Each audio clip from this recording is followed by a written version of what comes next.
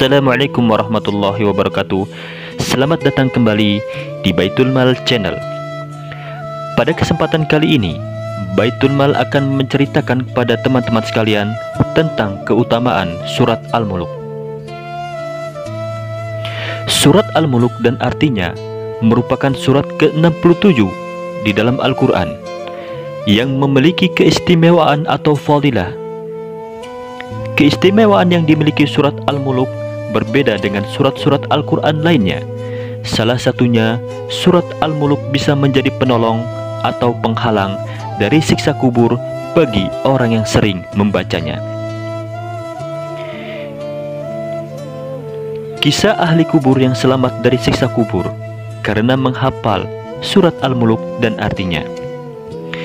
Dari sahabat Anas ibnu Malik radhiyallahu anhu mengatakan, Rasulullah Shallallahu Alaihi Wasallam pernah bersabda bahwa sesungguhnya ada seorang laki-laki dari kalangan umat sebelum kalian meninggal dunia, sedangkan tiada sesuatu pun dari kitabullah yang dihafalnya selain dari Tabarok atau Al-Muluk.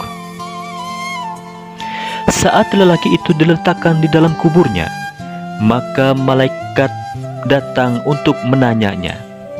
Maka surat Tabarok menghalang-halanginya, sehingga malaikat itu pun berkata, "Sesungguhnya engkau adalah salah satu dari kitabullah, dan aku tidak suka membuatmu tidak senang. Tetapi aku tidak mempunyai kuasa bagimu, bagi dia dan juga bagi diriku, terhadap suatu kemudaratan dan juga suatu kemanfaatan. Jika engkau hendak membela orang ini, maka menghadaplah kepada Allah Subhanahu wa Ta'ala dan mintalah syafaat darinya buat orang ini." Maka surat itu berangkat menuju ke hadirat Allah Subhanahu wa Ta'ala, lalu berkata memohon, "Ya Tuhanku, sesungguhnya si fulan dengan sengaja memilihku di antara kitabmu.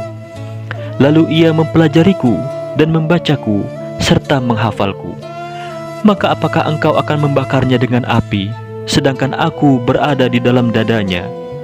Jika engkau hendak mengazabnya, ya Tuhanku, maka hapuskanlah terlebih dahulu aku dari kitabmu, ya Tuhanku."